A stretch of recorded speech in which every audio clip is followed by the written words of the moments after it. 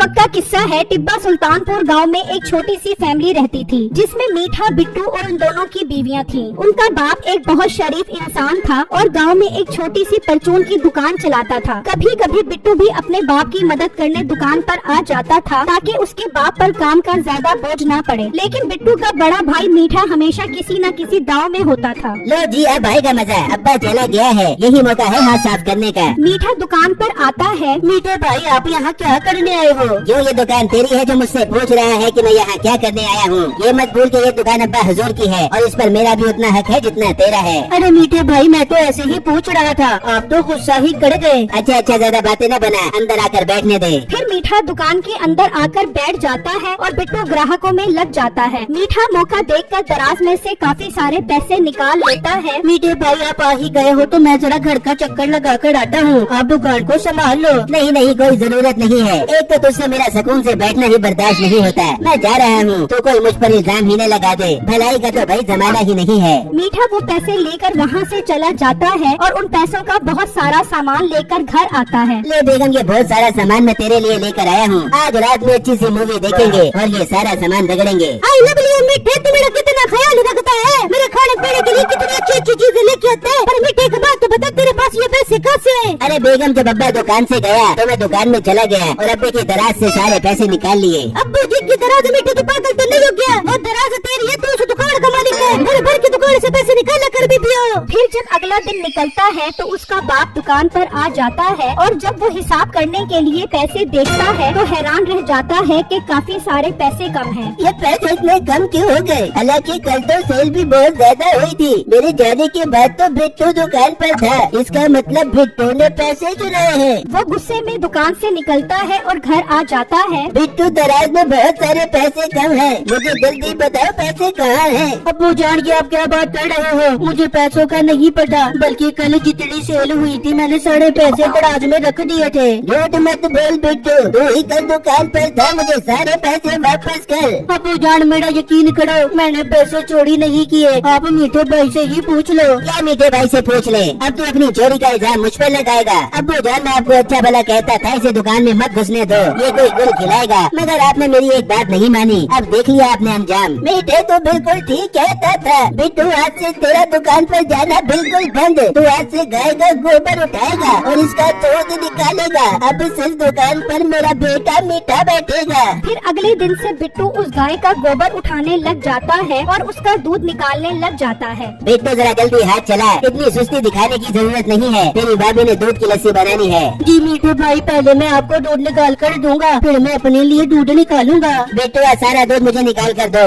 आज मेरी सासू माँ घर पर आ रही हैं। वो दूध बहुत शौक से पीती हैं। पर मीठे भाई, आपको पता है मुझे दूध कितना पसंद है। ऐसा न करें, आधा दूध आप ले और आधा दूध मुझे दे दें। और पसंद के बच्चे, ज्यादा मिश्रा न बन। जैसा कहा है वैसा कर। शाबाश, सारा दूध निकाल कर दे। मीठा उससे वो सारा दूध ले जाता है और बिट्टू उसे देखता ही रह जाता है। इस तरह मीठा रोज कोई न कोई बहाना बनाकर उससे सारा दूध ले जाता है और बिट्टू बेचारे को दूध ही नहीं मिलता। ये क्या बिट्टू, आप आज भी दूध नहीं लेकर आए? बेगम, मैं क्या करूं? मीठा भाई रोज नया बहाना बना कर दूध ले जाता है। मुझे कुछ समझ नहीं आ रहा, मैं क्या करूं? बिट्टू, आप अपने अब्बू से बात करो, उन्हें बताओ कि मीठे भाई रोज हमें दूध नहीं लेने देते। ठीक है बेगम, मैं अब्बू जान के पास जाकर बात करता हूँ। बिट्टू अपने बाप के पास पहुँचता है और उन्हें मीठे के बारे में बताता है। ठीक है बिट्टू, तुम घर जाओ, मैं शाम में आकर फैसला करता हूँ। बिट्टू वापस घर आ जाता है और शाम में उसका बाप भी घर आ जाता है। मीठे और बिट्टू, तुम दोनों मेरी बात गौर से सुनो।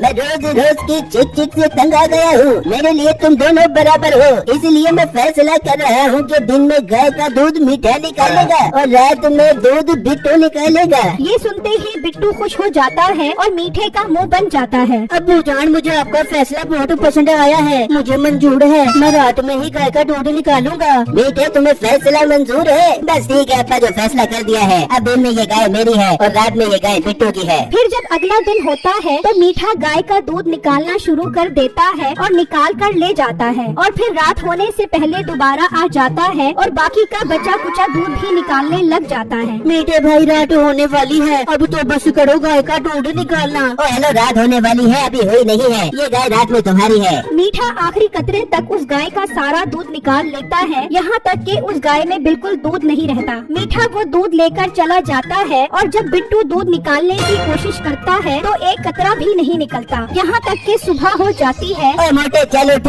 दिन निकल आया है, अब ये गाय मेरी है। पर मीठे भाई आपने दिन में सारा दूध निकाल लिया है, मेरे हिस्से में तो एक कचड़ा भी नहीं आया। तो इसमें मेरा क्या कसूर है? दिन में ये गाय मेरी है, मैं जो मर्जी करूँ। फिर मीठा रोज इस तरह ही करता है, वो दिन में गाय का सारा दूध निकाल लेता और बिट्टू के हिस्से में बिल्कुल भी दूध न आता। अब बिट्टू बहुत तंग आ चुका होता है। बेगम मीठे भाई ने रोज का तमाशा बना लिया है, वो रोज दिन में भर भर के दूध निकाल लेते हैं और फिर रात में मेरे लिए बिल्कुल भी दूध नहीं बचता। बिट्टू दफा करो, हम ये घर ही छोड़कर चले जाते हैं, क्या फायदा इस जिंदगी का। नहीं बेगम, मैं हार नहीं मारने वाला जी, अगर सीधी उंगली से ना निकले तो उंगली टेढ़ी करनी पड़ती है, ये ऐसे बाज नहीं आएगा। अब मुझे इसकी असलियत सबके सामने लानी होगी। फिर जब अगला दिन होता है तो मीठा अपनी दुकान पर चला जाता है और अपने बाप को कहता है कि आप घर जाओ, मैं दुकान संभाल लेता हूँ। उसका बाप घर चला जाता है और मीठा दुकान में आकर वहाँ से काफी सारे पैसे निकाल लेता है और जब बिट्टू का बाप घर आता है तो बिट्टू उसे रोक कर सारी बातें बताता है। झूठ मत बोलो, उस दिन मीठा घर पर था। नहीं अब्बू जान, वो उस दिन दुकान पर आए थे, मैं तो ग्राहकों में लगा था, उन्होंने ही दराज से पैसे निकाल लिए थे। नहीं मीठा ऐसा नहीं कर सकता, उसे क्या जरूरत है चोरी करने की। ये कहकर उसका बाप वहाँ से चला जाता है और फिर जब अगला दिन निकलता है तो वो दुकान पर आकर दराज देखता है तो उसमें काफी सारे पैसे कम होते हैं। उसे अब बिट्टू की बात पर थोड़ा थोड़ा यकीन आने लगता है। इसका मतलब बिट्टू ठीक कह रहा है, कहीं ये मीठा ही तो पैसे नहीं चोरी कर रहा है। मुझे खुद इस मामले की तह तक जाना पड़ेगा। फिर शाम में उनका बाप घर आता है तो देखता है कि मीठा दूध निकाल रहा है। मीठे भाई खुदारा, आप तो बस करो, इतने दिनों से आपने मुझे दूध ही नहीं लेने दिया, सारा दूध निकाल लेते हो, रात में गाय फिर एक कचड़ा भी दूध का नहीं देती। तो मोटे मैं क्या करूं? तूने सुना नहीं था आपको जान ने क्या कहा था कि ये गाय दिन में मेरी है, मैं इसको काटूं मारूं या इसका सारा दूध निकालूं, मेरी मर्जी। फिर मीठा सारा दूध निकाल कर चला जाता है और बिट्टू दूध निकालने की कोशिश करने लग जाता है, लेकिन दूध ही नहीं निकलता। बेटा ना दूध निकाल, दूध नहीं निकलेगा। हाँ पूजान, मीठा भाई सारा दूध निकाल गए हैं, मैंने तो बहुत दिनों से दूध भी नहीं पिया, वो उसकी थनों में दूध ही नहीं छोड़ते। बेटा मुझे सब पता लग गया है, तू परेशान न हो, मैं बस कल उसे रंगे हाथों पकड़ना चाहता हूँ। फिर अगले दिन बिट्टू और उसका बाप छुपकर मीठे को देखते हैं, वो दराज में से बहुत सारे पैसे निकाल लेता है। फिर उसका बाप दुकान पर आता है तो मीठा उसे देखकर डर जाता है। अरे मर गया अब्बा, कहाँ से आ गया? बेटा तो इतना परेशान क्यों हो गया है? अब्बा जान शुक्र है आप आ गए, अभी दुकान पर चोर आया था, सारे पैसे निकाल कर ले गया, मैंने बड़ी मुश्किल से अपनी जान छुड़वाई है उससे। पर बेटा मैं तुझे चुप कर देख रहा था, दुकान पर तो कोई चोर नहीं आया और दराज से पैसे भी तूने निकाले हैं। वो अब्बा थोड़े पैसों की जरूरत थी, इसीलिए मैंने पैसे निकाले थे। इसका मतलब तू ही पैसे चोरी करता है और मैं भी तू पर शक कर रहा था। तू अब मेरा बेटा नहीं है, तू और तेरी बीवी अब मुझे घर पर नजर न आना। अब वो जान ऐसा मत करो, मैं आज के बाद ऐसा नहीं करूँगा। तू अब घर पर रहेगा तो ही ऐसा नहीं करेगा ना। अपना सामान उठाओ और निकल जाओ मेरे घर से। वो नसीबू और मीठे को घर से निकाल देता है और उसका बाप वो गाय बिट्टू को दे देता है।